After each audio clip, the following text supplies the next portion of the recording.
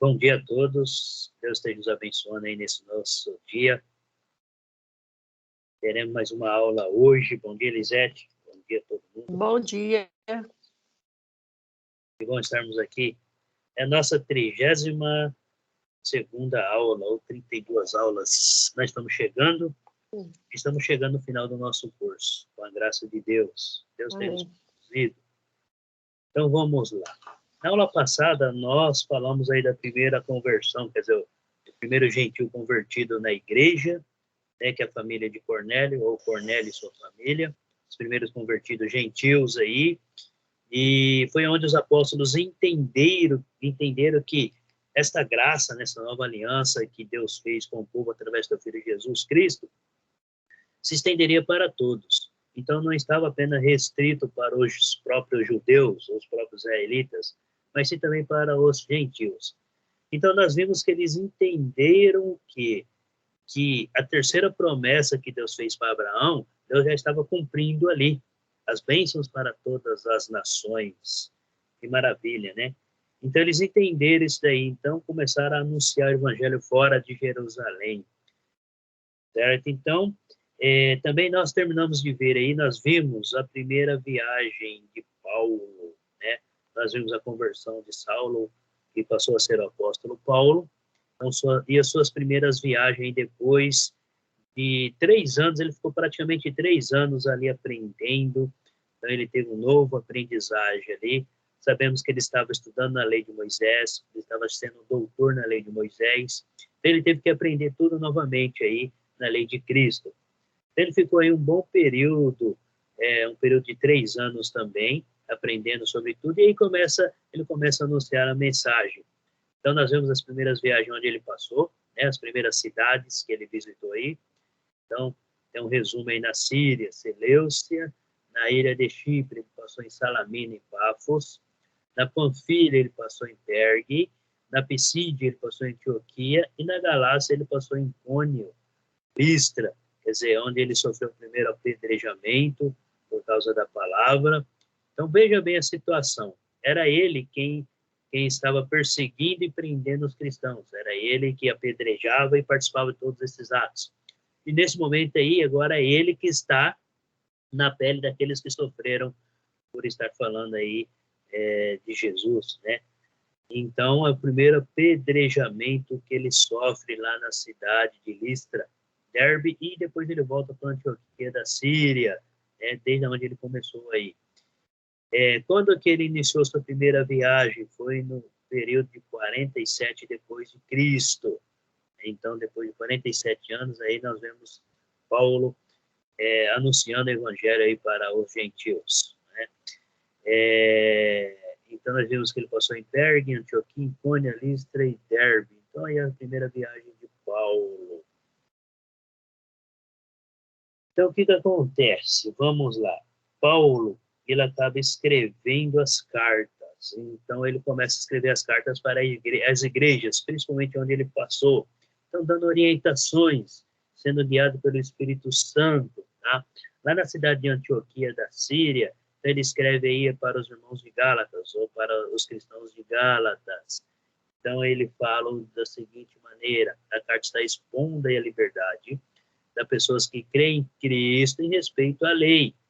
Então, ele está declarando que, pela fé, as pessoas são reconciliadas por Deus. Se as pessoas têm fé em Deus através de Jesus Cristo, elas têm esse reconciliamento com Deus. Sabemos também que tem caminhos para isso, né?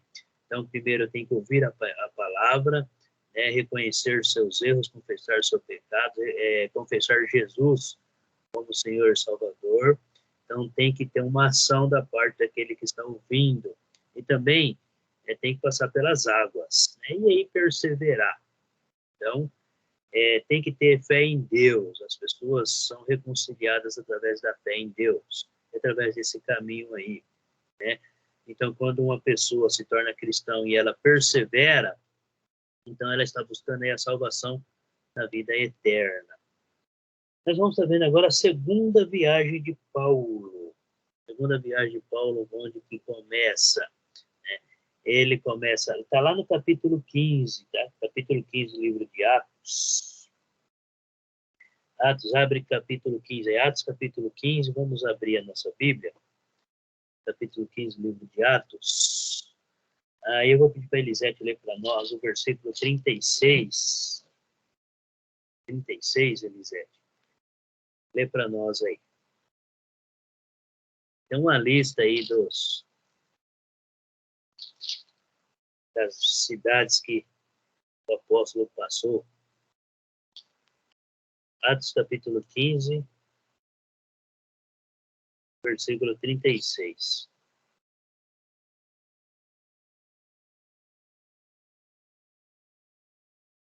Está conseguindo me ouvir, Elisete? E eu estou lendo sozinha aqui, não desligar de som. É. Ai, meu Deus. Algum tempo depois, Paulo disse a Barnabé: voltemos para visitar os irmãos em todas as cidades onde pregamos a palavra do Senhor, para ver como eles estão indo. Isso. Então, veja bem. Ele se programa aí para a segunda viagem, né? Voltando para a cidade que ele passou pela primeira vez, certo? Então, ele partiu onde que ele estava? Ele estava em Jerusalém. Vamos para o capítulo 18. É para nós o versículo 22. 18, 22. Ao chegar a Cesareia, subiu até a igreja para saudá-la e depois desceu para Antioquia. Isso. Tá? Então, ele foi para Antioquia. Antioquia ficava na região da Síria. Depois de Antioquia, ele passou em Tarso. Deixa eu passar o slide. Passou em Tarso. Quando que aconteceu a viagem dele? Primeiramente, vamos lá. 50 anos depois de Cristo. Então, nós vemos aí que foi 3 anos depois. 3 anos, em 47 depois de Cristo, ele fez a primeira viagem. Depois de 3 anos, ele voltou na mesma cidade que ele tinha passado, para ver como os irmãos estavam se comportando, né? Aí ele passou na Galácia novamente, na cidade de Derbe, Listra. Foi em Listra que Timóteo passou a trabalhar com Paulo, e aí começou a viajar junto com Paulo. Então ele passou por Icônia, Antioquia, da Pisídia, e parou em Troade. Nessa cidade, ele teve uma visão. Abre comigo lá no capítulo 16. Lê para nós do 6 ao 10. Que visão que Paulo teve? Do quê? Do 6 ao 10? 6 Isso. ao 10. 6 ao 10. Paulo e seus companheiros viajaram pela região da Frígia e da Galácia, tendo sido impedidos pelo Espírito Santo de pregar a palavra na província da Ásia. Quando chegaram à fronteira da Mísia, tentaram entrar na Bitínia, mas o Espírito de Jesus os impediu. Então contornaram a Mísia e desceram a Troade. Durante a noite, Paulo teve uma visão, na qual um homem da Macedônia estava em pé e lhe suplicava: passe a Macedônia e ajude-nos. Depois que Paulo teve essa visão, preparamos-nos imediatamente para partir para a Macedônia, concluindo que Deus nos tinha chamado para lhes pregar o Evangelho. Isso. Então nós vemos aí a ação do Espírito Santo na vida do cristão. Quando o cristão está realmente ligado com Deus, o Espírito Santo age na vida. E nós vimos aí que o Espírito Santo estava conduzindo Paulo nas viagens, estava cuidando de todos os detalhes também, né? Então ele passou na Caia ou Grécia, ele passou em Atenas e Corinto, ele ficou 1 ano e meio na cidade de Corinto, depois ele partiu. E claro que todas essas viagens, todas essas cidades que Paulo passou, ele estava anunciando o Evangelho, tá? Então, ele não tinha nenhum tipo de preocupação com roupa, com alimentação. Deus estava providenciando tudo aí.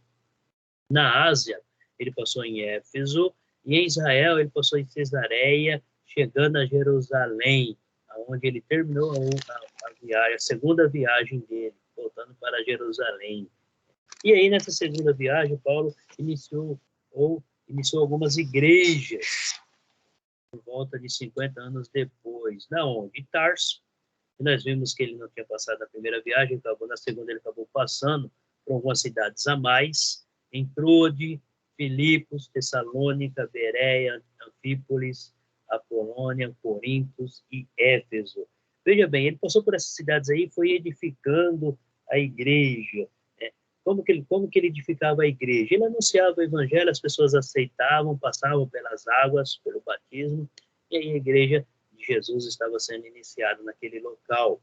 Então, isso não quer dizer que aqui é o nome de cada cidade. Nem todos da cidade se converteram, mas algumas pessoas que se converteram aí, levou-se o nome da cidade. A igreja levou-se o nome da cidade. Então, a Igreja de Cristo em Corinto, em Filipos e assim por diante. Então, nós vemos aí que na segunda viagem, Paulo acabou edificando algumas igrejas aí, a Igreja de Jesus. E nós vemos também que o apóstolo Paulo, ele escreveu várias cartas, inclusive 1 Tessalonicenses, Paulo acabou escrevendo aí, no período de 49 a 51 depois de Cristo. Então, enquanto ele estava viajando, ele estava escrevendo as cartas para as cidades que ele já tinha visitado. Então, orientando os irmãos ali, dando força espiritual. O que Paulo escreveu aí está nas cartas, né? Então, dando orientações aí sobre alguns assuntos, ou algumas dúvidas que os cristãos tinham naquele primeiro século. Na cidade de Corinto, ele estava na cidade de Corinto. O apóstolo, ele estava dando orientações, tá, de como se proceder na vida cristã. Então, para eles era novidade, tudo novidade de vida para este povo aí. Tudo novidade de vida, então a nova conversão. E Paulo continuou viajando. Se a gente for olhar alguns capítulos, não vou passar capítulo por capítulo, porque o livro de Atos é um livro muito intenso. Eu comecei a fazer estudo do livro de Atos, ainda não terminei, preciso terminar, né? Capítulo por capítulo. Então vamos lá. Abre comigo lá no capítulo 18, novamente. Lê para nós o versículo 23. Eu vou ler aqui, ó. Versículo 23 diz assim: havendo passado ali algum tempo, saiu atravessando sucessivamente a região da Galácia e Frígia, confirmando todos os discípulos. Quando Paulo chegava na cidade, não era uma visita rápida. Então ele ficava aí dias, meses ou até anos na cidade aí, até que muitos aí se tornaram cristãos. Então ele tinha que fazer o serviço completo, tá? Então não era visita de um dia, de uma semana, não. Então, a visita durava aí mais de um meses aí durava em cada cidade. Então, nós vemos aí que na terceira viagem ele começou a visitar algumas cidades. Então, ele voltou para Antioquia da Síria. Vamos ler lá no capítulo 21, 17, não vamos pular, não. Lê para nós aí, capítulo 21, versículo 17. 21, 17. Quando chegamos a Jerusalém, os irmãos nos receberam com alegria. Isso.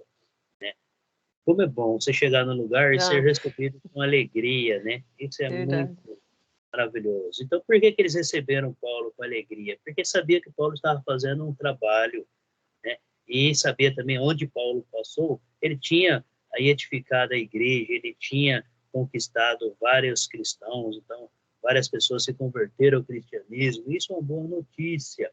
Então, na terceira viagem aí, ele chegando em Jerusalém, então ele começa a fazer outra viagem. Então, ele volta para Tarso, ele volta para Derbe, para Listra, Icônio, ele volta para Antioquia da Pisídia, né? Então, nessa cidade aí, Paulo passou as 3 vezes.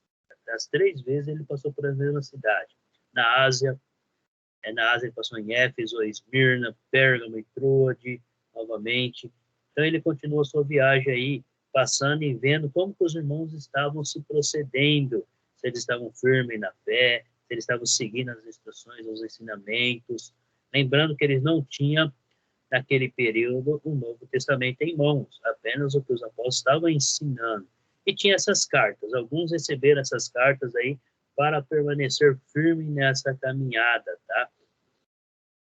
Então, na Macedônia, ele passou em Neápolis, Filipos, Anfípolis, Apolônia, Tessalônica, Ibereia. Na Acaia, ele passou em Corinto, cidade de Corinto.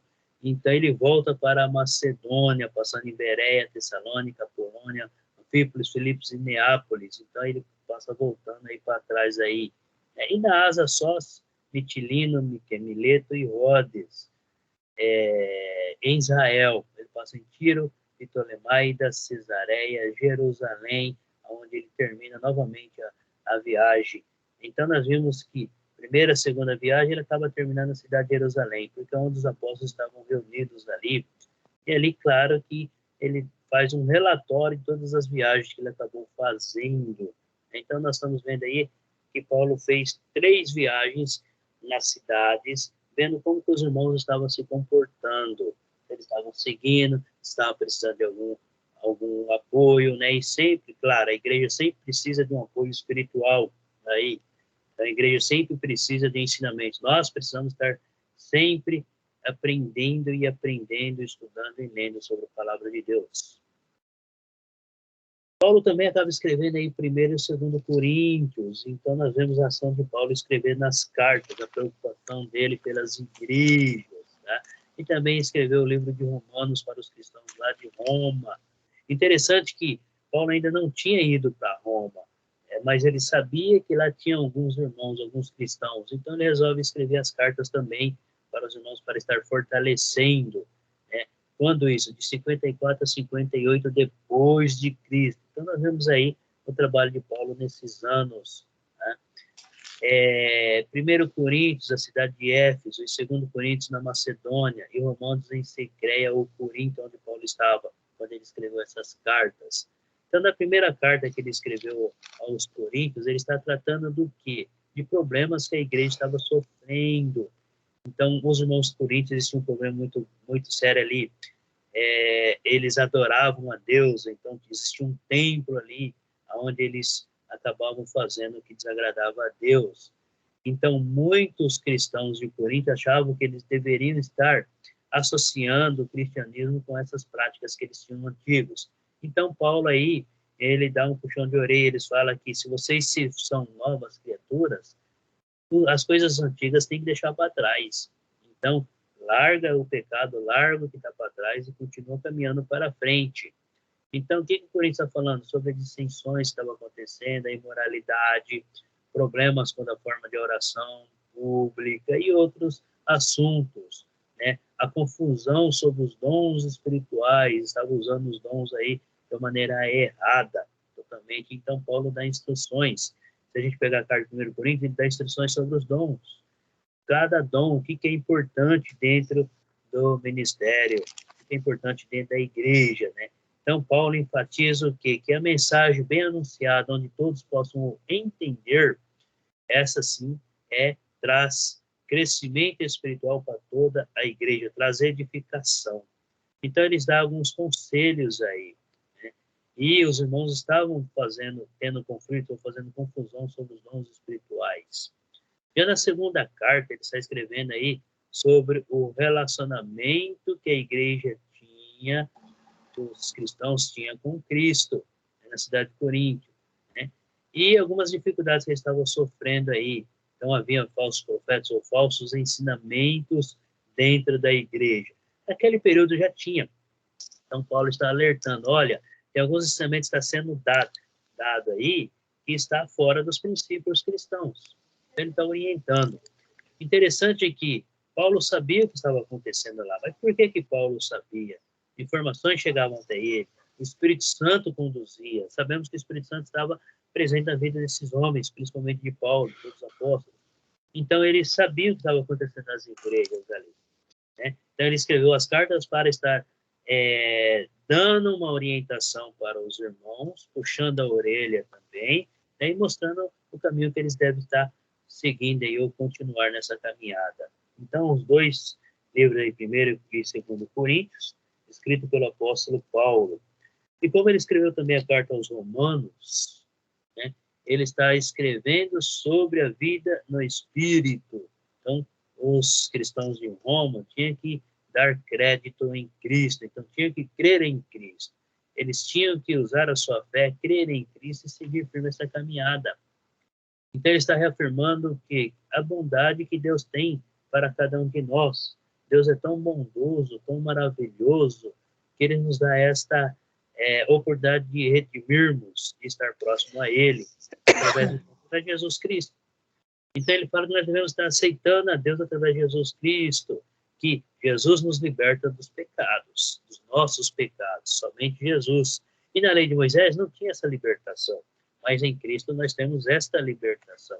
Então Paulo está descrevendo aí sobre essa libertação, sobre Deus em nossa vida, né? E ele declara também no livro de Romanos que todos somos pecadores, todos, ninguém escapa. Somente Jesus foi o único perfeito, mas todos somos pecadores. Quando Paulo declara isso, ele também se coloca no meio, né? Então ele se coloca e deixa bem claro que ele também depende da graça, da misericórdia de Deus. Então todos nós dependemos da graça e da misericórdia de Deus, todos, sem distinção. E quando Paulo volta para Corinto, lá em Jerusalém, quando ele volta em Jerusalém, ele acaba sendo preso. Vamos para o capítulo 21 do livro de Atos. Atos.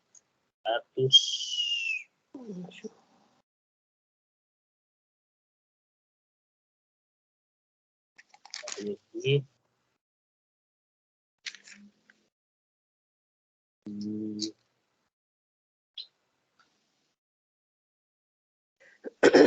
Isso. Eu vou ler aqui do 27 em diante, tá? Atos capítulo 21, versículo 27 em diante. Quando já estavam por findar os 7 dias, os judeus vindos da Ásia, tendo visto Paulo no templo, alvoroçaram todo o povo e o agarraram, gritando: israelitas, socorro!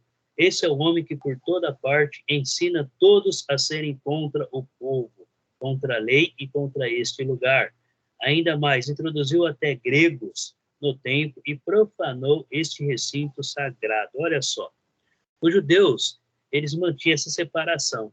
Então, se algum homem, alguma pessoa fosse de uma outra nação, jamais eles poderiam entrar no templo. Quem poderia entrar no templo? Apenas os judeus.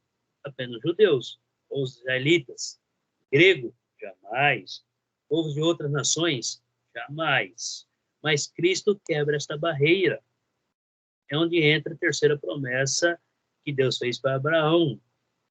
Então, quando eles veem que Paulo está ensinando esta doutrina nova, né, o ensinamento de Jesus Cristo aí, e falando que todos participam da mesma glória, da mesma bênção, os judeus, eles não entendem. Então, eles falam que Paulo está trazendo povos, homens de outras nações dentro do templo.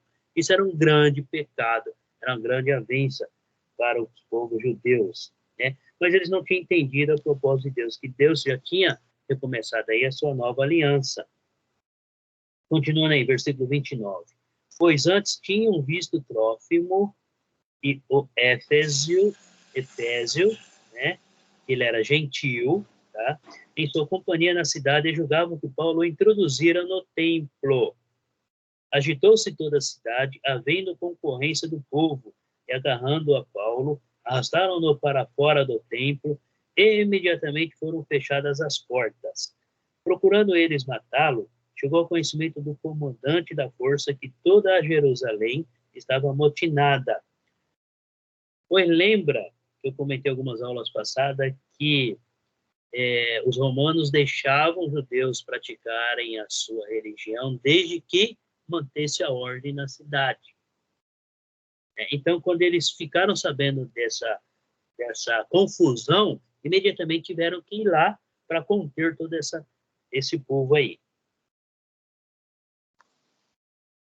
Versículo 32. Então, este, levando logo os soldados centuriões, correu para o meio do povo. Ao verem chegar o comandante e os soldados, cessaram de espancar Paulo.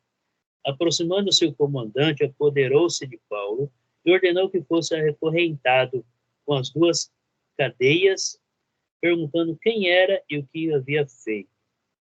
Na multidão, uns gritavam de um modo, outros de outro, não podendo ele, porém, saber a verdade por causa do tumulto. Ordenou que Paulo fosse recolhido à fortaleza. Ao chegar às escadas, foi preciso que os soldados o carregassem por causa da violência da multidão, pois a massa de povo seguia gritando: mata-o. Bom, então nós vemos aí que Paulo, ele acaba sendo preso por causa dessa confusão que estava acontecendo em Jerusalém.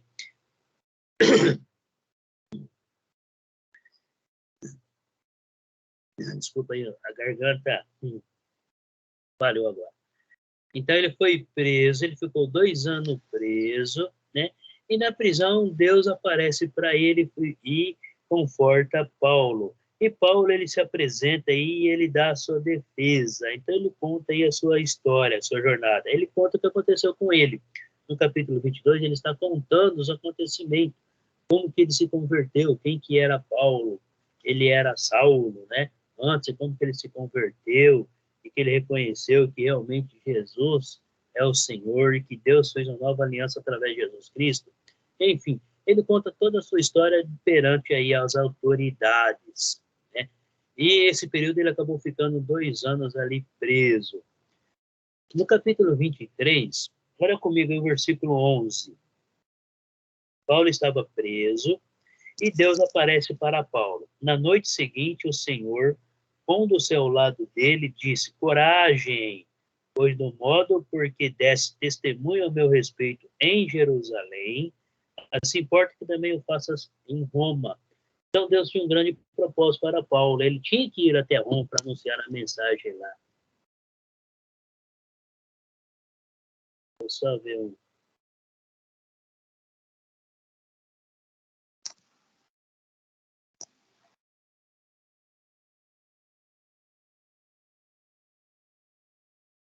Um minutinho.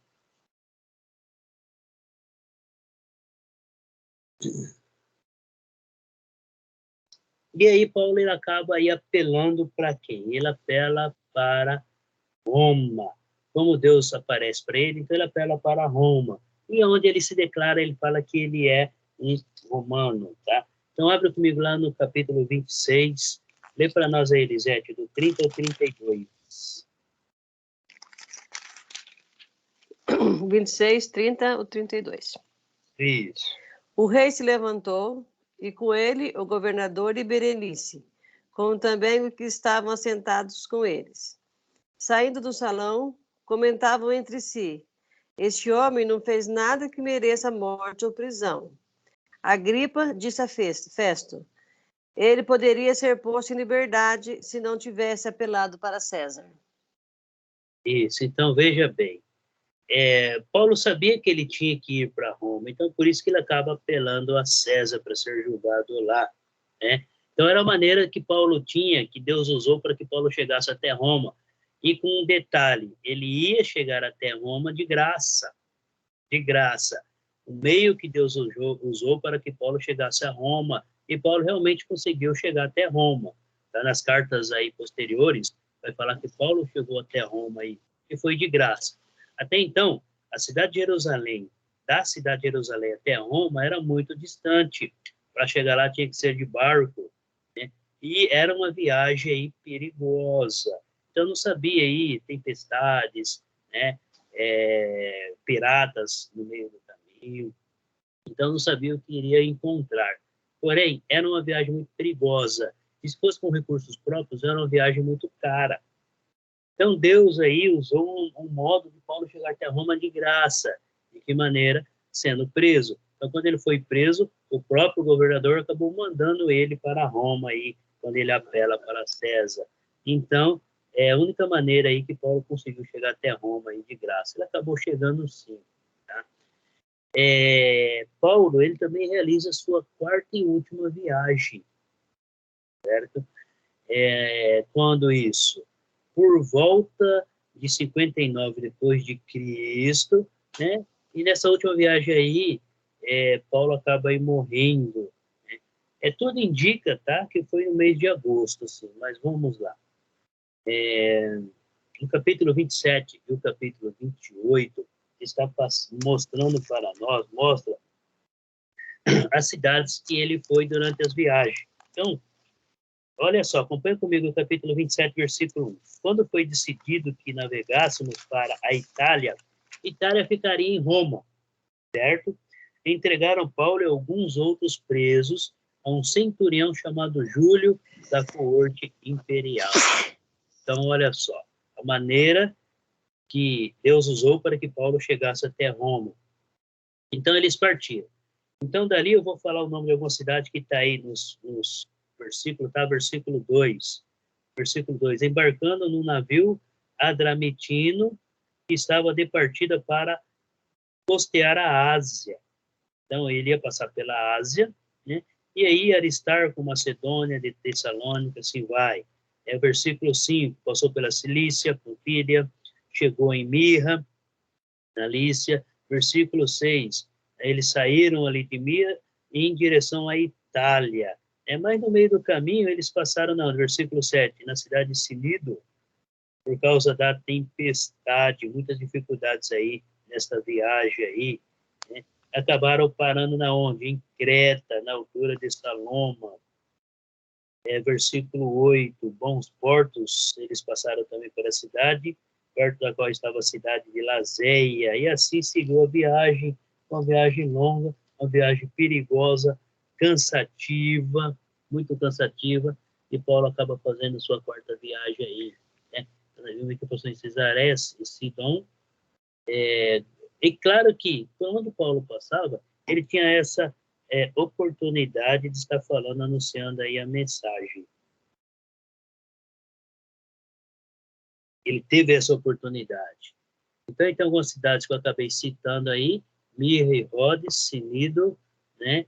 A ilha de Creta, ele passou em bons portos, a ilha da Mela, onde o barco acabou afundando aí, o navio acabou afundando, só que eles foram salvos. Na Cilícia, ele passou em Siracusa, e assim foi na sua viagem na Itália. Quando ele chegou na Itália, que seria lá a capital, ou o país, né? País, a Itália, passou em Puteoli, Praça de Apio, Três Vendas e Roma, chegando até Roma. Chegou no ano de 60 depois de Cristo. Um ano praticamente quase, né? Morou 2 anos em uma casa alugada. Eles deram essa oportunidade de Paulo. Abre comigo lá no capítulo 28, lê para nós o versículo 30 e o 31. 30 e 31, 28. Isso. Por 2 anos inteiros, Paulo permaneceu na casa que havia alugado e recebia todos os que iam vê-lo. Pregava o reino de Deus e ensinava a respeito do Senhor Jesus Cristo, abertamente, sem impedimento algum. Então, veja bem, eles deram a liberdade para Paulo poder estar anunciando. Então, eles deram liberdade para ele poder alugar uma casa, só que ele tinha que se manter. Como que ele iria se manter? Fazendo tendas.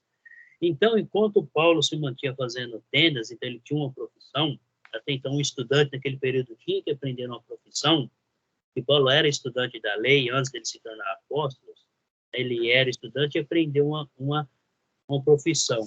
E fazer tendas era uma boa profissão naquele período. Então, lá em Roma, ele fazia tendas. E com a venda dessas tendas aí, ele se mantinha. E claro que sempre supervisionado por um soldado. Então, ele estava sendo guardado aí até o julgamento dele. E deram a liberdade para ele receber as pessoas. Então, Paulo usou essa liberdade para estar anunciando o evangelho aí, e muitos se tornaram aí cristãos.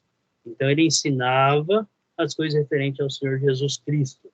Então, Paulo chegou realmente em Roma. Ele tinha tanto desejo de chegar e acabou chegando de graça. Totalmente de graça. E nós vimos aí. Daí em diante, aí, né, Paulo ele acaba sendo morto em Roma mesmo, certo? Então, para estar escrevendo isso aqui, nós vimos que quem escreveu foi o Lucas. Então, Lucas, lá em Roma, teve acesso a Paulo, a todos os ensinamentos aí. Então, ele fez, lembra que eu comentei que ele é um historiador? Ele pesquisou diretamente da fonte. Então, ele teve contato com o apóstolo Paulo, teve contato com outros apóstolos e teve contato com a mãe de Jesus, a Maria. Ele teve contato. E através desses contatos, Lucas acabou escrevendo essa história. Ele contou aí no livro de Atos, ele enfatiza a história de Paulo.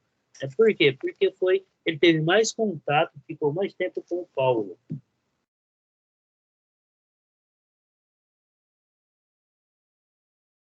Só um minutinho.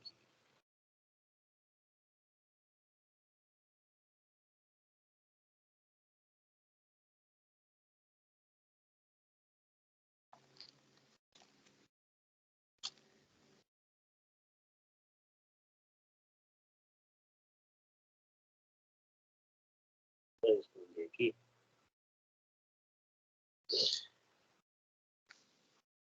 Agora vamos falar um pouquinho sobre Pedro, o apóstolo Pedro.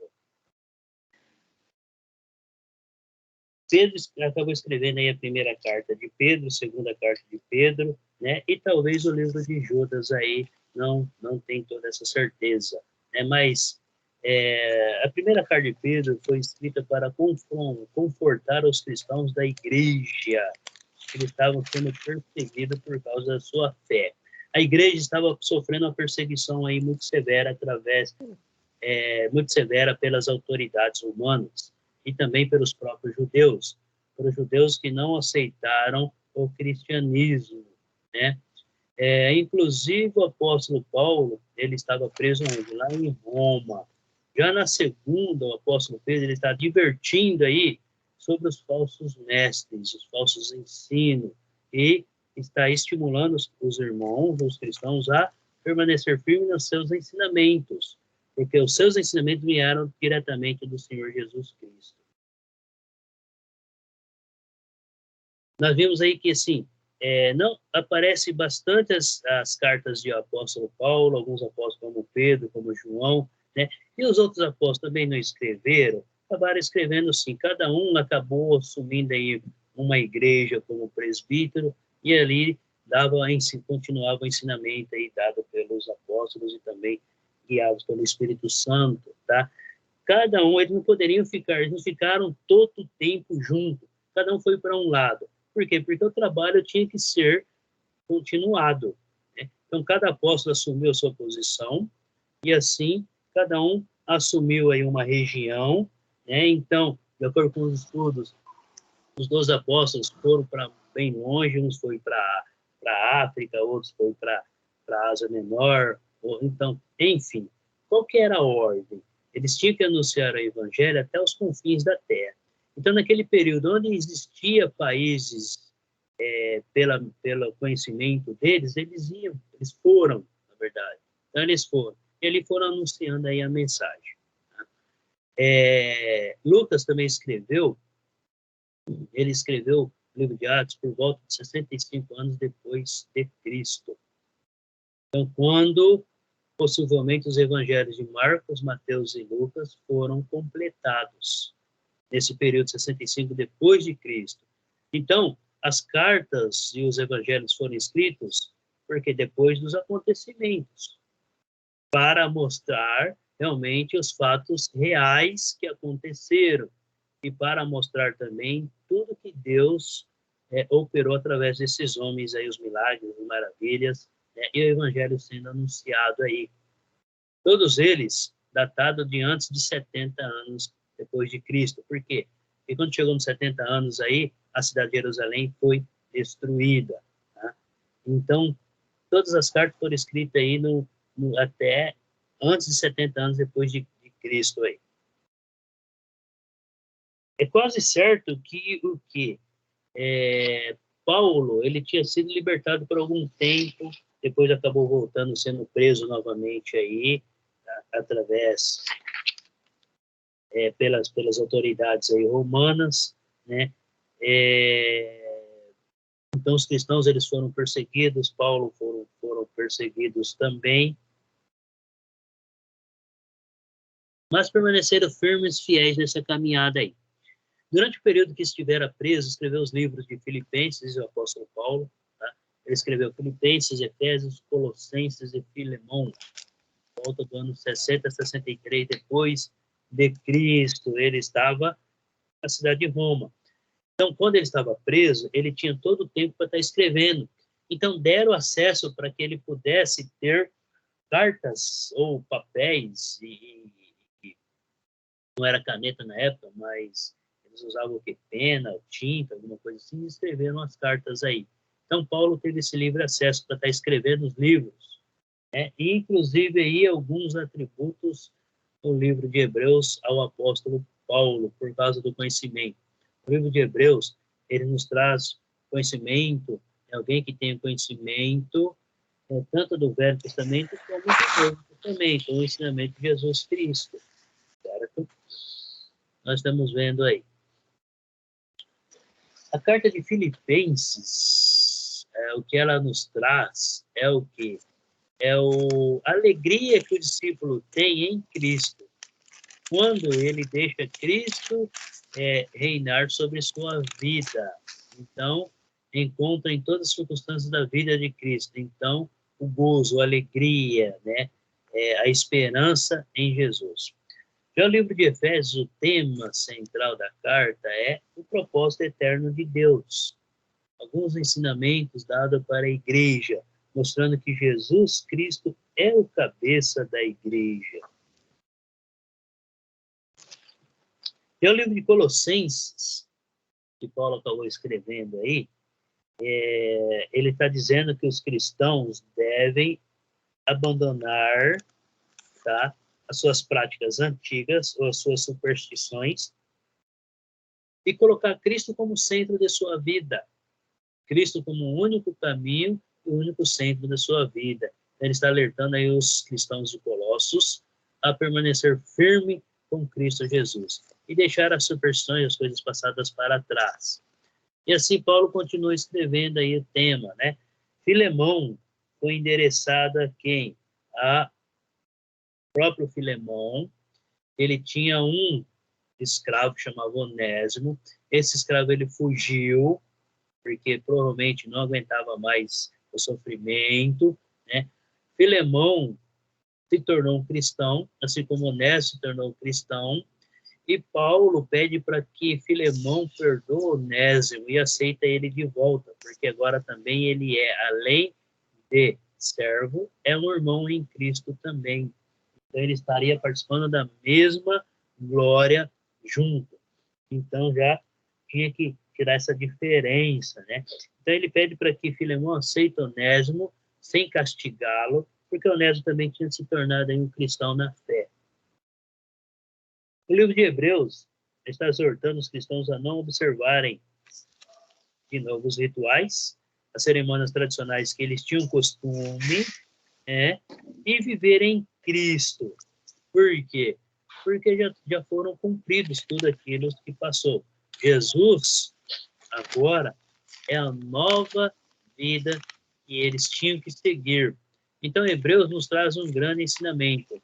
Quem escreveu, alguns atribuem ao apóstolo Paulo, outros a Lucas, enfim, mas mais precisamente aí ao apóstolo Paulo, por causa do conhecimento do Antigo e do Novo Testamento. Tá? Então, você vê aí que ele traz aí um resumo, ou melhor, algumas citações do Antigo Testamento, falando de alguns homens da fé do Antigo Testamento, o que acontecia no Antigo Testamento. Então, ele fala que o Antigo Testamento era assim, e no Novo Testamento, na lei de Cristo, é de outra maneira. Então, ele tinha um grande conhecimento aí. Então, Paulo, antes da sua morte, ele acabou escrevendo também 1 Timóteo e Tito, por volta de 63, 65 depois de Cristo, Macedônia, e 2 Timóteo por volta de 67, 68 depois de Cristo. Ele estava na prisão. Então, tudo indica que Paulo, tudo indica que ele foi executado por Nero no ano 68 depois de Cristo, quando o próprio Nero colocou fogo em Roma e colocou a culpa nos cristãos. Então, Nero estava fazendo de tudo para eliminar os cristãos. E o livro ele termina com o quê? Com uma conclusão. Porque os atos do Espírito Santo continuam a ser operados em nós. Então, até o fim, o cristão deve permanecer firme em Jesus, porque o Espírito Santo está dando força para estar superando as dificuldades do dia a dia. Os apóstolos, os que são os primeiros séculos, conseguiram permanecer firmes, por que nós não? Então, nós devemos realmente entregarmos totalmente ao Senhor Jesus Cristo e deixar Ele operar nossa vida, né? Então, veja bem, o Espírito Santo ainda continua operando em cada um de nós, porque nós fazemos parte desse corpo, nós somos a igreja. Então, a serem concluídos quando Cristo vier para buscar a sua igreja. Então, enquanto Cristo vier, devemos permanecer firmes aí. Esses homens permaneceram firmes até o seu último dia de vida. Já se passou 2000 anos aí, né? Então fica a história deles.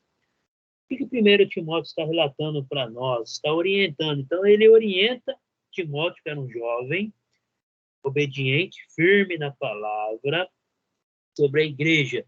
Timóteo também acabou sendo aí um dos presbíteros da igreja, tá? Então, ele está orientando Timóteo a permanecer firme na adoração, o seu ministério, né, de ministério de obreiro, a estar ajudando os cristãos a permanecer firme nesta caminhada, enfim. Né? E também ele dá algumas instruções de quando for escolher um líder e as qualificações que essa pessoa deve ter. Então, as qualificações de todo o cristão. Ele dá algumas orientações aí para Timóteo estar seguindo aí na igreja que ele estava cuidando. Tá? Na segunda carta que ele escreveu para Timóteo, né, foi a última carta escrita pelo apóstolo Paulo, ele está lançando um desafio ali em relação ao trabalho. Eles devem permanecer firmes nesse trabalho aí espiritual e devem estar ensinando aí seus filhos, né?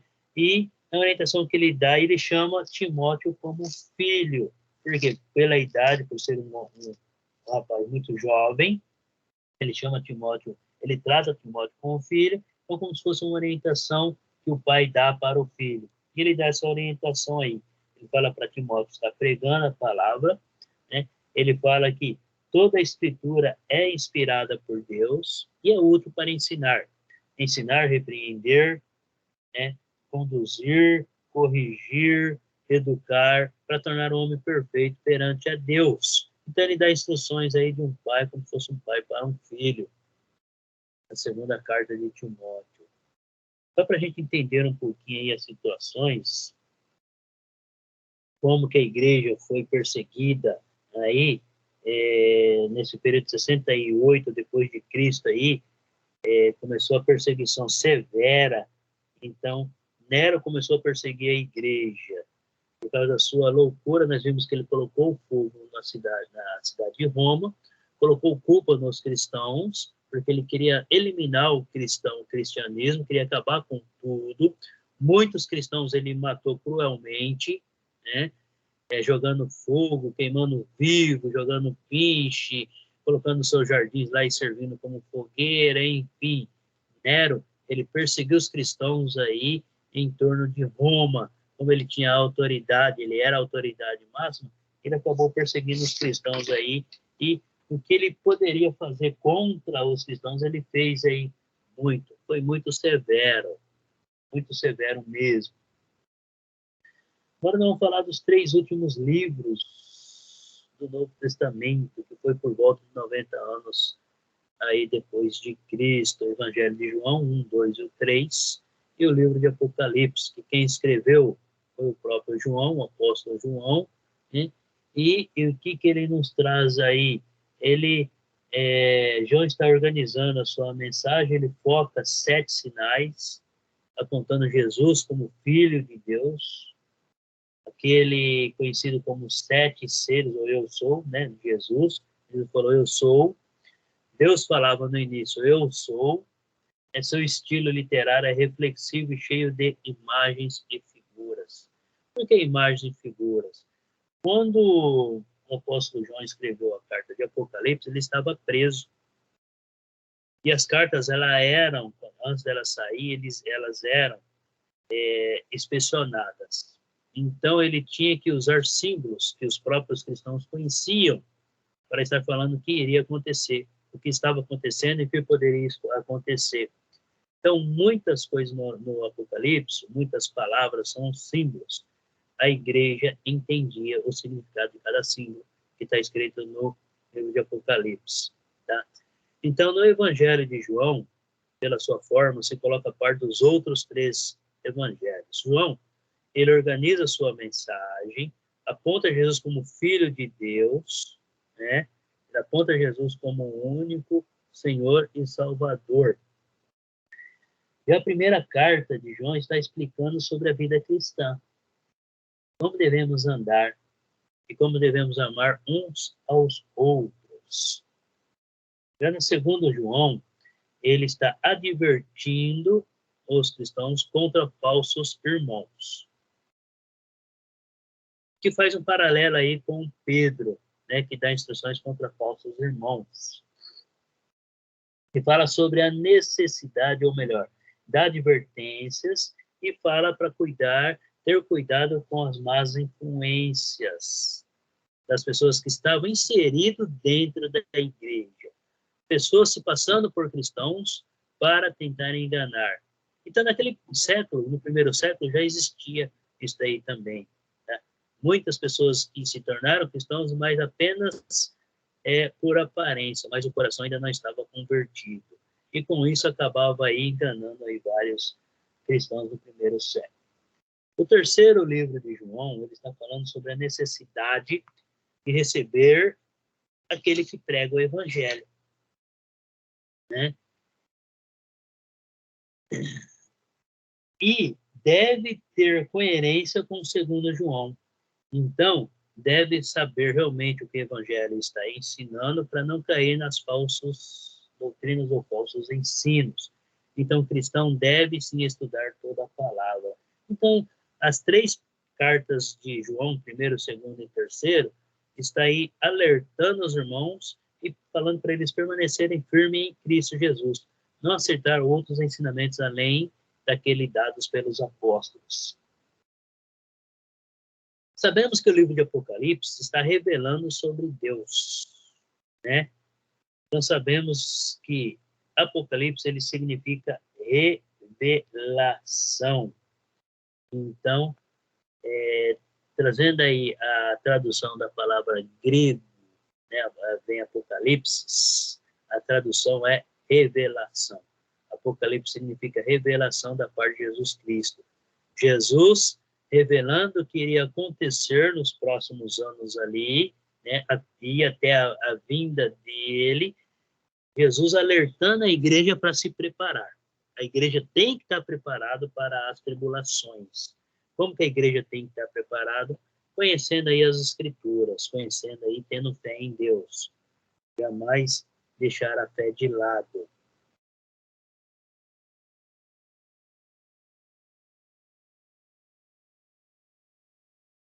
Quando que ele escreveu este livro? Tá? Abre lá Apocalipse capítulo 1. Então ele começa escrevendo assim, Apocalipse capítulo 1, acompanha comigo o versículo 1. Lá diz assim, ó, revelação de Jesus Cristo. Está bem claro que é Jesus conversando com João, revelando o que iria acontecer. E pediu para que João escrevesse as cartas para orientar as igrejas a se prepararem para os acontecimentos. Então, aqueles que realmente permanecer firme e tiver fé em Jesus, alcançaria aí a salvação. Olha aí o versículo 1. Que Deus lhe deu para mostrar aos seus servos as coisas que em breve devem acontecer e que ele, enviando por intermédio do seu anjo, notificou ao seu servo João. E João tinha que transmitir isso para a igreja. Tá? Quando que ele escreveu isso? Cerca de 94 a 96 depois de Cristo. Onde ele estava? Estava na ilha de Patmos. Tá? Essa ilha ela ficava localizada fora da cidade, cerca de 112 quilômetros de distância de Éfeso. Uns falam que era uma ilha-prisão. Na verdade, era uma ilha onde os condenados iam até aquela ilha. Então, aquela ilha, o que ela tinha? Seria como se fosse um vilarejo.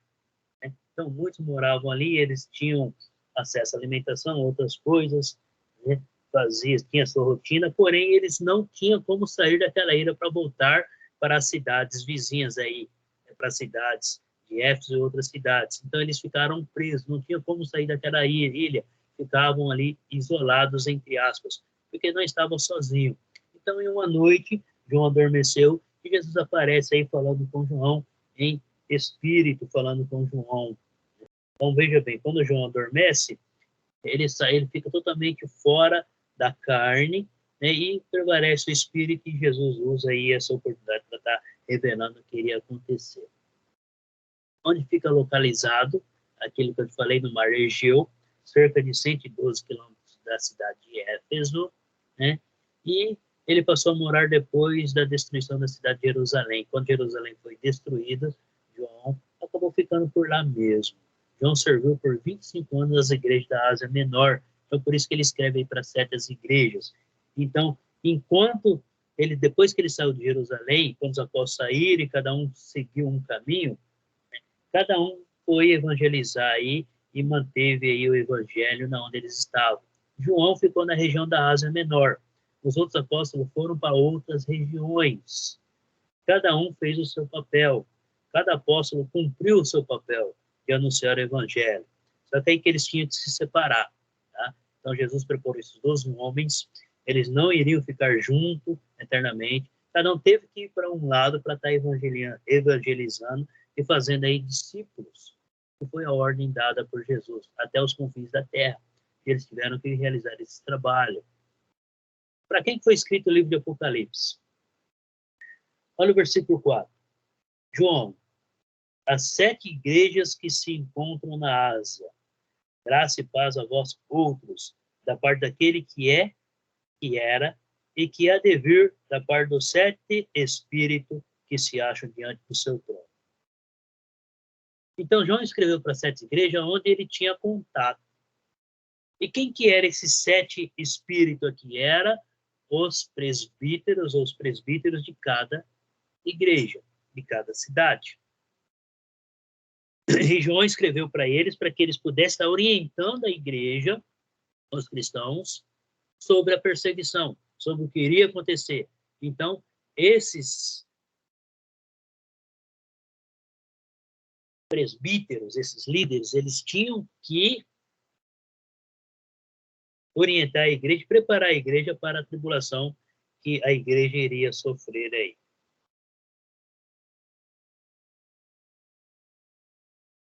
Vamos lá. João escreveu para 7 igrejas mais importantes da Ásia, que é Éfeso, Esmirna, Pérgamo, Tiatira, Sardes, Filadélfia e Laodiceia. Todas essas cidades estavam localizadas numa grande estrada circular que ligava a parte mais populosa. O que quer dizer? Normalmente as cidades eram construídas próximos a rios, próximos às estradas que ligavam cidades a outras cidades, né? Então, cidades que eram construídas próximos a rios, elas tinham farturas. Eram cidades ricas, recebiam navios ou embarcação também. Então, isso se tornava uma cidade aí de grande importância naquele período, né? Eram cidades mais populosas, quer dizer, cidades mais procuradas, a riqueza era maior, porque tudo se concentrava nessas cidades, né? E elas pertenciam a Roma, pertenciam ao Império Romano, né? Era o Império Romano que predominava na época aí. Então, João escreveu quando a igreja estava sendo perseguida. E era uma severa perseguição. O Império Romano estava aí assolando a igreja nesse primeiro século.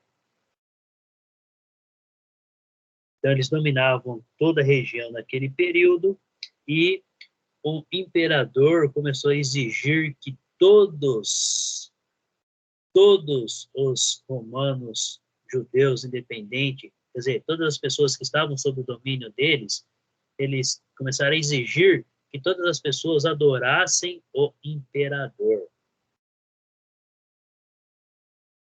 E os cristãos que realmente adoravam a Deus, eles não tinham que aceitar essa situação. Independente se perdessem a vida, tinha que permanecer firme até o final. Aqueles que adorassem o imperador rejeitavam a Cristo, porque o imperador estava se colocando como um Deus. Então, ele estava obrigando o povo a adorar a eles. Por isso que houve a perseguição. Então, os cristãos que rejeitaram adorar o imperador foram perseguidos. E as cartas estavam realmente aí dando orientações e falando para os cristãos, permanecem firmes diante dessa situação. Não deixem se abalar diante dessa situação. Se vocês permanecerem firmes até o final, vocês estarão comigo. Vocês vão receber aí a vitória. Vocês vão receber a salvação. E assim, ele dá orientações para cada cidade, cada igreja em cada cidade. E o que os romanos faziam? Matavam, tomavam as propriedades, colocavam fogo, martirizavam ali, torturavam os cristãos. Então, o livro foi escrito com o propósito de confortar e encorajar os cristãos que estavam sendo perseguidos. Principalmente, eles deveriam ficar firmes na fé até a morte. Firme na fé.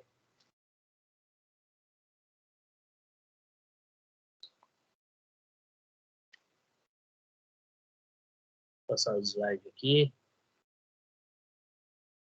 Interessante que nós vemos que tem tanta confusão sobre o livro de Apocalipse. Muitas pessoas não gostam nem de abrir, nem de lê-lo, porque tem medo. Tem medo do quê? Muitos também não leram porque não conhecem o significado, não entendem. Mas para entender, tem que estudar, tem que ler. Se nós deixarmos a leitura, principalmente do livro de Apocalipse, de lado, nós nunca vamos aprender sobre o livro, nós nunca vamos entender. E para entender o livro, realmente tem que estar ligado ao Espírito Santo, tem que estar realmente interessado em aprender sobre o livro. O livro ele é simples, ele é básico, né? Muitos acham que o livro vai trazer condenação, mas ele mostra o que vai acontecer futuramente. Mas é um livro magnífico de ser estudado. Né? Então, ele é um livro cheio de símbolos. Até então, para ele poder sair daí, ele poder chegar às igrejas, jamais o João poderia usar ali, o imperador de Roma vai perseguir a igreja. Ele não iria deixar a carta sair de lá. Então, ele usa outros nomes, se referenciando ao imperador, os outros nomes se referenciando às igrejas e assim por diante. Então, ele é um livro de símbolos. Ele é um livro que ele foi escrito dessa maneira para esconder a verdadeira mensagem, que somente os cristãos, somente os líderes conheceriam esses símbolos e transmitiam para a igreja.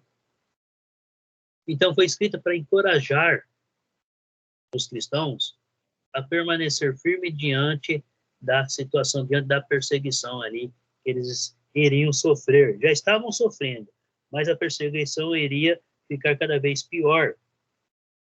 Então, no primeiro século, se identificava os símbolos de uma maneira muito clara. Se nós formos pegar hoje, nos dias de hoje, nas escritas, nós temos alguns símbolos. Quando a gente olha, a gente já sabe o que significa os símbolos. Então, foi isso que João usou quando ele escreveu as cartas, guiado pelo Espírito Santo, usando símbolos. Eu vou usar um símbolo bem claro hoje. Quando a gente vê a sigla, o exemplo SP, todo brasileiro sabe que é o estado de São Paulo. MS, Mato Grosso do Sul, são símbolos que todo brasileiro conhece e sabe. Então, foi isso que João usou no livro de Apocalipse. Tá? Continuando aí, com o passar do tempo, a interpretação desses mesmos símbolos se tornou mais difícil. Por quê? Porque os símbolos ele era conhecido naquele período. No nosso, não. Conforme os anos foram se passando, os ensinamentos ficaram. Por quê? Porque foram escritas as cartas. As cartas foram passadas de igrejas para igrejas, de mãos para mãos. Foram perseverando, foram preservando as cartas aí escritas. Com o passar dos anos, as pessoas não entendiam mais o que significava esse símbolo. Então, começou a fazer essa confusão sobre o livro de Apocalipse aí. Tá? E muitas interpretações têm se feito de maneira que não tem nada a ver com o contexto histórico. Então, acaba aí se deturpando aí a mensagem. E aí entra que muitos ensinamentos errados. Então, por isso que o cristão deve conhecer as escrituras, tá? O que os números significam? Vamos lá. Né? No Novo Testamento, né, 2 testemunhas era necessário para confirmar qualquer fato. Está lá no livro de Deuteronômio. tinha que ter duas testemunhas. Então, quando Jesus mandava os discípulos, ele mandava sempre de dois em dois, porque um confirmava o que o outro estava dizendo. Se a gente vê lá em Apocalipse, abre lá, Apocalipse capítulo 11. Lê para nós aí, Elisete, do 3 ao 12. 11, do 3 ao 12? Isso. Deram-me um caniço semelhante a uma vara de medir e me disseram: vá e meça o templo de Deus e o altar, e conte os adoradores que lá estiverem. Exclua, porém, o pátio exterior, não o meça, pois ele foi dado aos gentios. Eles pisarão a cidade santa durante 42 meses. Darei poder às minhas duas testemunhas, e elas profetizarão durante 1260 dias, vestidas de pano de saco. Estas são as duas oliveiras e os dois candelabros que permanecem diante do Senhor da terra. Se alguém quiser causar-lhes dano, da boca deles sairá fogo que devorará os seus inimigos. É assim que deve morrer qualquer pessoa que quiser causar-lhes dano. Estes homens têm poder para fechar o céu, de modo que não chova durante o tempo que estiverem profetizando, e têm poder para transformar a água em sangue e ferir a terra com toda sorte de pragas, quantas vezes desejarem. Quando eles tiverem terminado o seu testemunho, a besta que vem do abismo os atacará, e ele irá vencê-los e matá-los.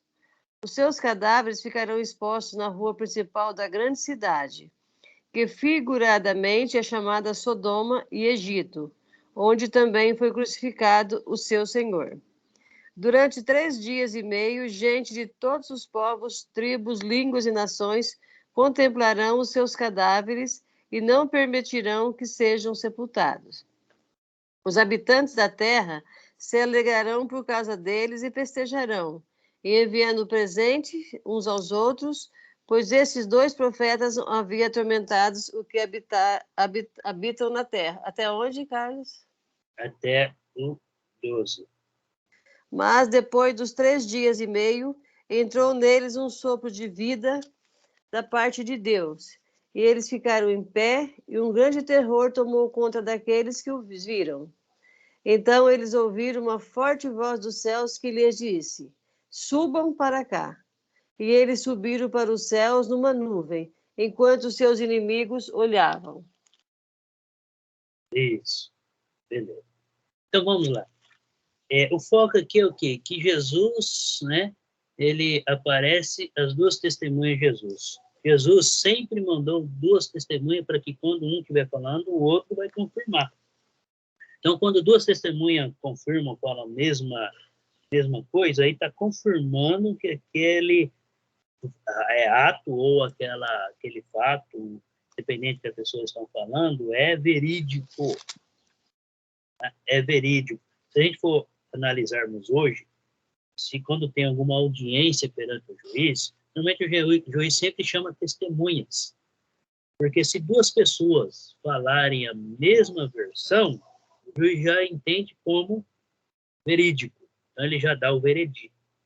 Agora, se duas testemunhas, cada um falar uma versão, então tem algo errado aí no meio, né? Então, aí já não dá credibilidade. Mas duas testemunhas falando, confirmando a mesma versão, desde que não seja algo assim combinado, mas realmente o que aconteceu, né, ele vai dar o veredito sobre essa situação aí. Né? Então, nós vimos aí que quando ele fala duas testemunhas, então já está simbolizando o quê, né? Duas pessoas, duas ou mais pessoas tem mais forças.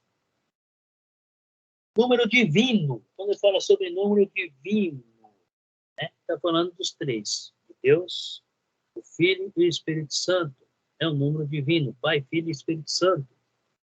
Os três ligados em si mesmo. O que mais?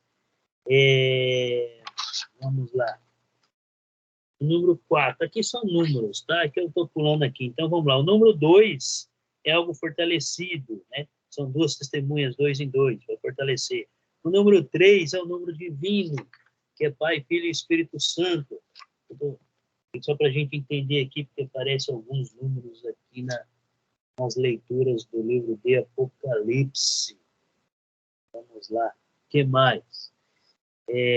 Número 4, o que ele representa? Representa um universo físico, são os 4 cantos da Terra, 4 ventos, quer dizer, norte e sul, nós pensamos com norte, sul, leste, oeste. Então, envolvendo todo mundo, então, os 4 cantos da Terra, certo?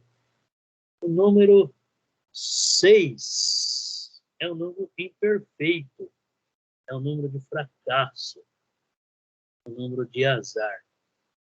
O número 7 é o número perfeito. 7 selos, vê que fala 7 selos no livro de Apocalipse. 7 trombetas, 7 taças, 7 igrejas, 7 anjos, 7 espíritos. São números perfeitos. É perfeição perante a Deus. Número 10 e seus múltiplos. Inteireza humana. Inteireza humana. 12 seus múltiplos. É uma região organizada, né? Por exemplo, 3 anos e meio, 42 meses, 1.260 dias. Uma instabilidade, uma confusão, uma insatisfação por um período curto definido. Então, algo assim que você não tem um tempo definido. Você não tem algo definido. Então, é uma coisa indefinida, uma coisa que você não tem certeza. Resumindo assim. E 200 mil, cadê que está voltando aqui? 200 mil é uma força totalmente invencível. Imagina 200 mil anjos, 200 mil homens. É uma força invencível. É muitas pessoas.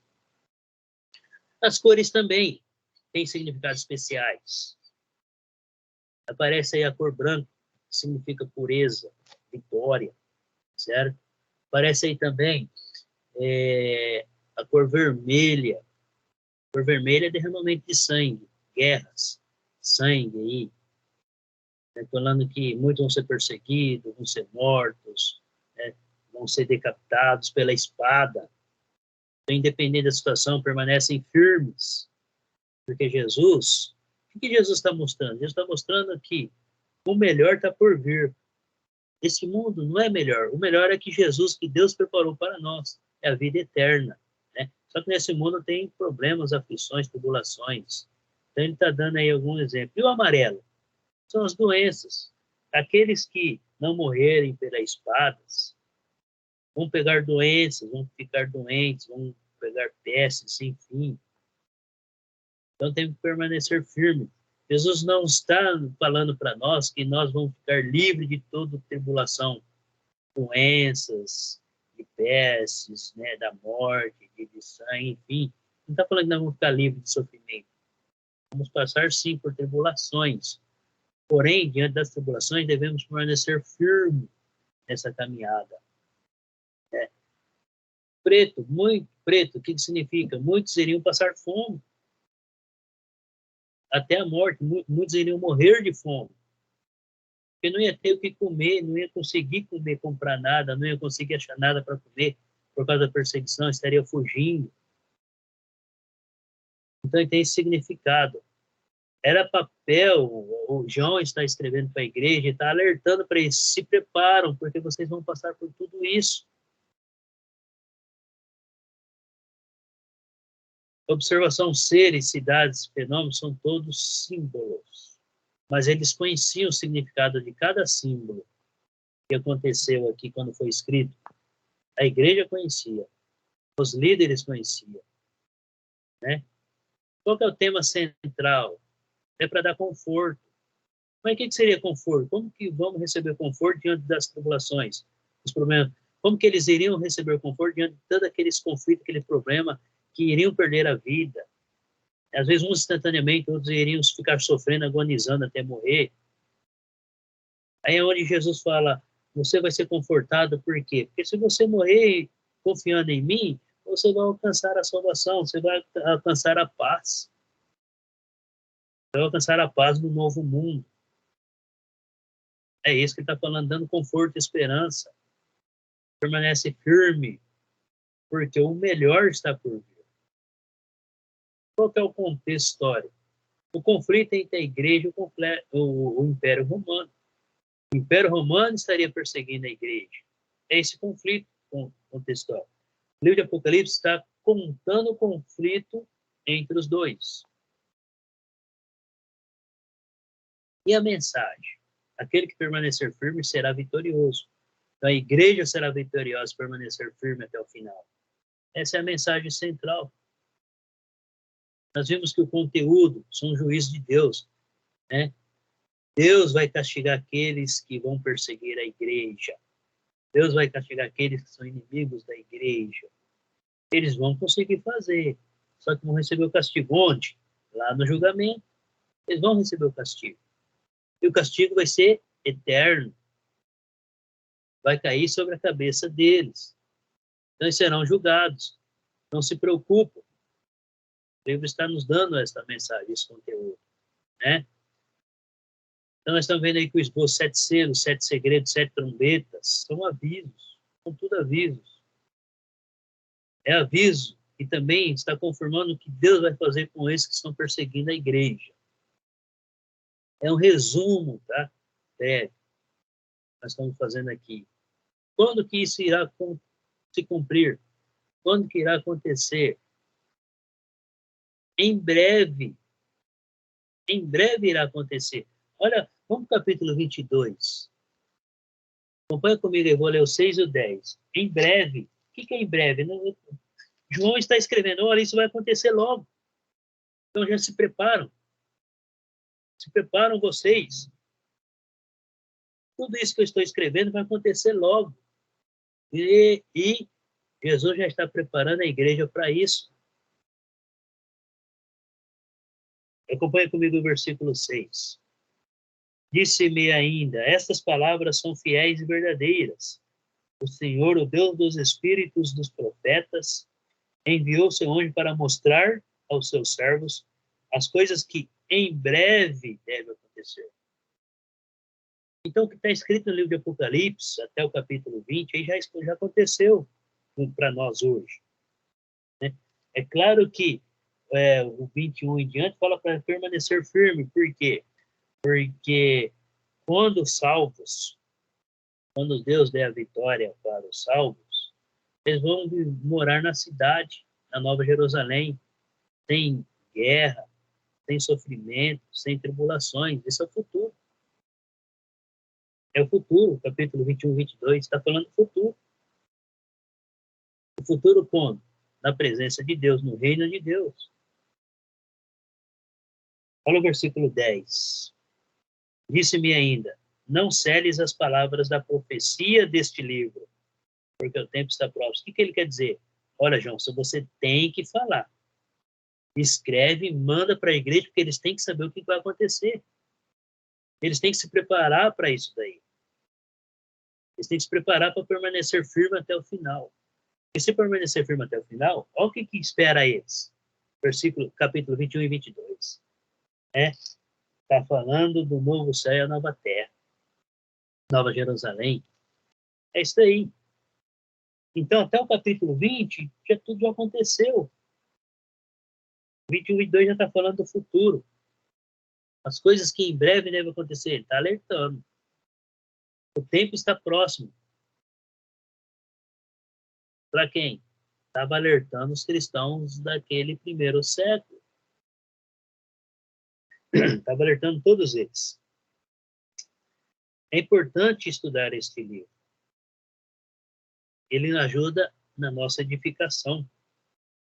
Ela tem mensagem de esperança, de encorajamento para todos os cristãos, presbíteros, evangelistas, professores, todos aqueles que professam o nome de Jesus, todos os cristãos que realmente confiam no Senhor e espera.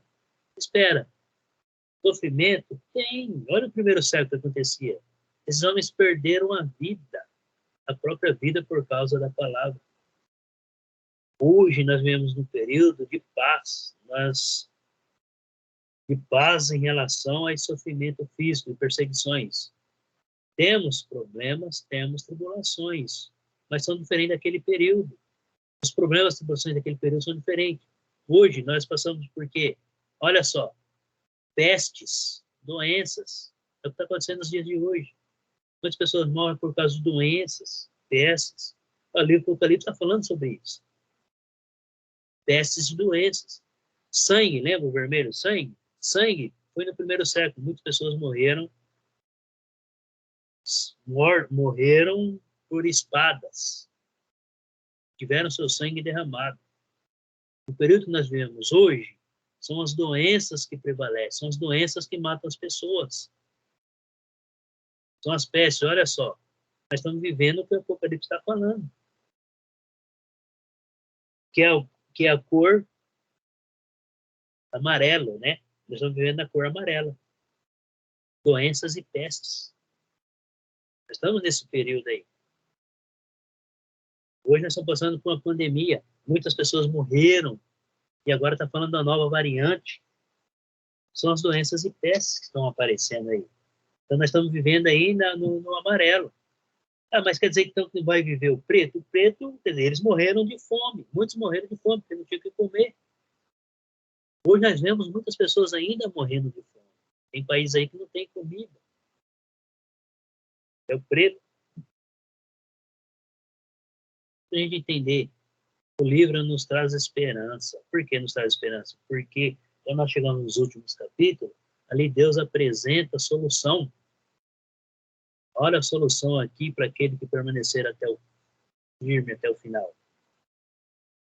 O livro de Apocalipse, a partir do ano que vem, se eles liberarem para nós, você que está fazendo aí essa teologia básica que nós estamos aprendendo, você vai poder fazer o livro de Apocalipse. Se eles permitirem, nós vamos ter presencial. Aí você pode se inscrever para o livro de Apocalipse. O estudo somente vai ser 72 horas, igual, né, que nós estudamos esse ano, mas só no livro de Apocalipse. Então, convido você, quando abrir a inscrição, nós vamos avisar, faça a inscrição. Aí vai estudar especificamente o livro de Apocalipse. Né? Então, conforme a mensagem do livro, Deus está no controle do universo. Se Deus está alertando o povo que está acontecendo, Ele está no controle. Está acontecendo as coisas, está acontecendo, por quê? Por causa do pecado, da ignorância do homem em relação a Deus. Mas Ele ainda tem tudo sob o controle dele. Tudo está acontecendo no tempo que Ele está determinando. É isso aí, Deus está no controle de tudo. E principalmente em nossas vidas. Ele sabe de todas as coisas. Ele sabe tudo o que acontece no dia a dia, antes de nós pararmos. Ele sabe o que acontece com cada filho dele. Por isso nós devemos ficar firmes até o fim, para receber a coroa da vida. A vitória está garantida para aquele que permanecer firme até o final. Então, olha só. Em espírito, definição de alguns símbolos. Nós temos algum tempo? Temos 7 minutos, né, Elisete? 7 minutos. Ótimo. Definição. Em espírito, uma êxtase. Então, quando está em espírito, está fora de si. Não está nesse corpo. Espírito é onde, se a pessoa está ligada com Deus, vai ter contato com Deus. Vai ter contato com Deus, em espírito. No dia do Senhor, a Escritura nos ensina que o dia do Senhor é no primeiro dia da semana, então no dia do Senhor devemos nos reunir. É claro que quando o Apocalipse fala aqui dia do Senhor, é um outro tempo, muitos associam pelo primeiro dia da semana, mas é o dia que Deus irá julgar tudo. Mas, enfim, enquanto temos a oportunidade, no dia do Senhor, no primeiro dia da semana, devemos nos reunir para estarmos celebrando aí os ensinamentos de Jesus Cristo, obedecendo. As trombetas, o que significa trombeta? Está anunciando anúncio de um personagem real. Então, quando as trombetas toca, é Deus, está anunciando a Deus. O que significa 7 candeeiros? 7 igrejas. definição dos símbolos, quando começa lá, 7 candeeiros, então ele escreveu para 7 igrejas, 7 espíritos, o Espírito Santo, né? Os líderes de cada igreja.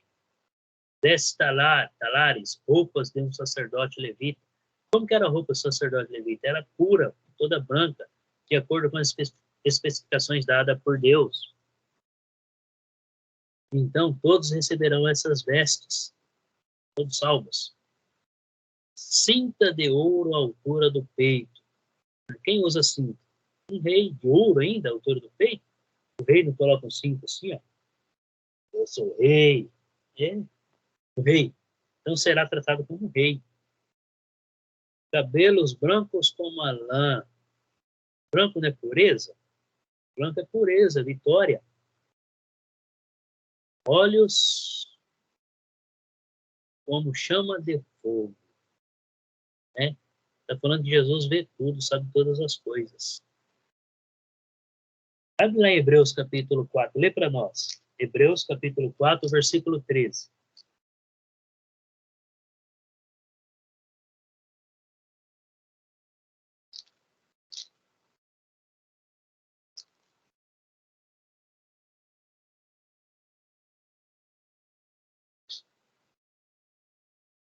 Lê para nós aí, Elisete.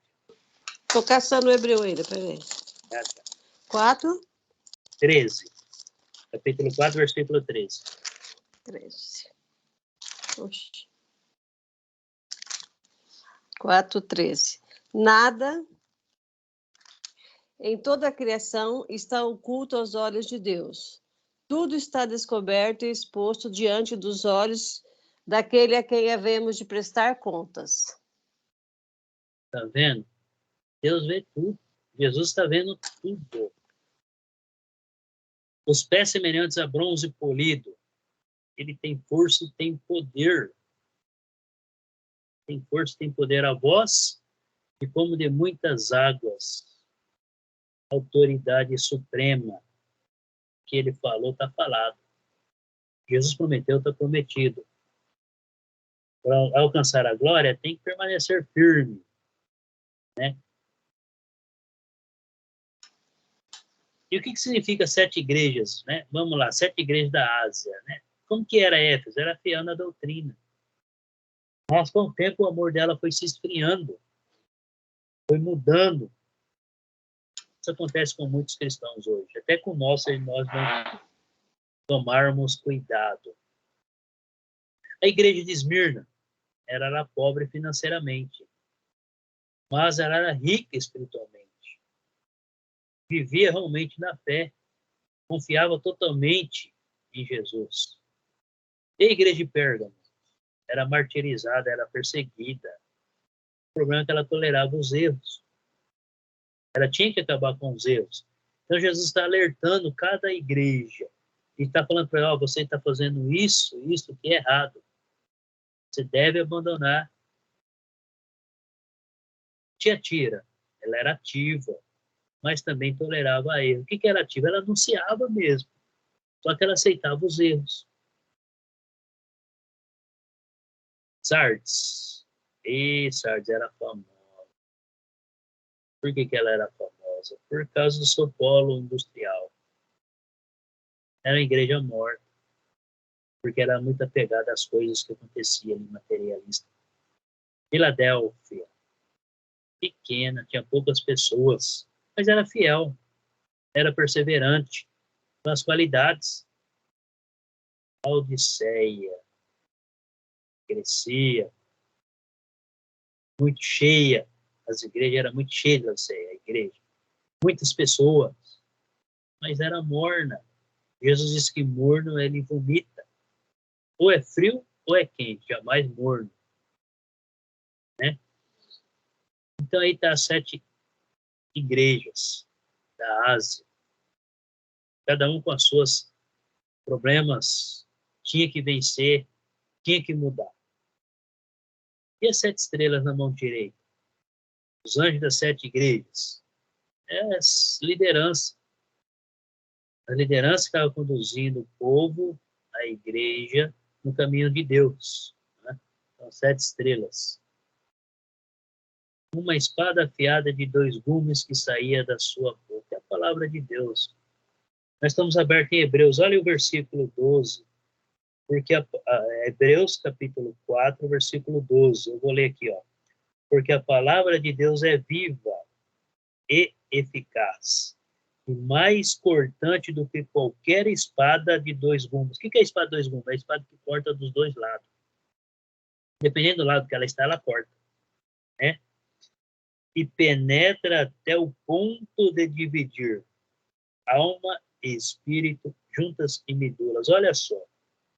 A espada não faz isso, a espada apenas corta o corpo. Olha o que a palavra faz.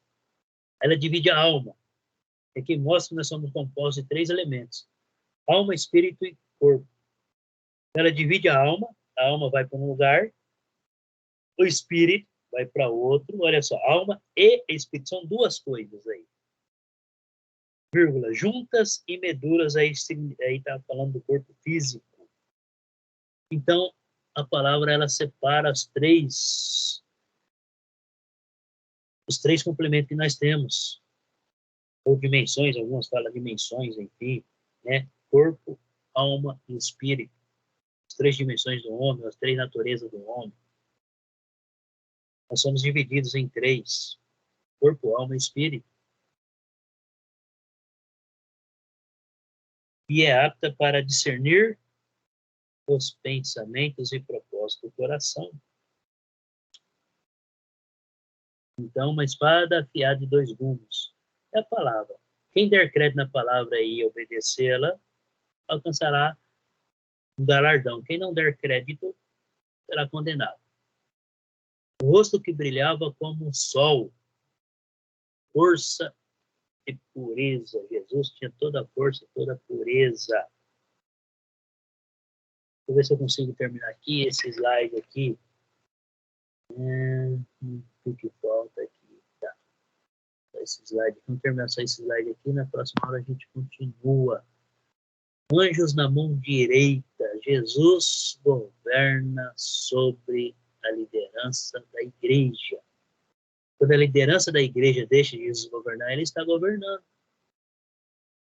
Toda a igreja possa alcançar a salvação. E nós vamos parar por aqui nesse slide. Na próxima a gente continua a nossa aula. Que todos tenham uma boa semana. Deus abençoe. Continua a leitura bíblica. E a próxima aula nós nos veremos. Boa semana a todos. E até a próxima terça-feira. Obrigada, Carlos. Deus abençoe, viu? Boa semana.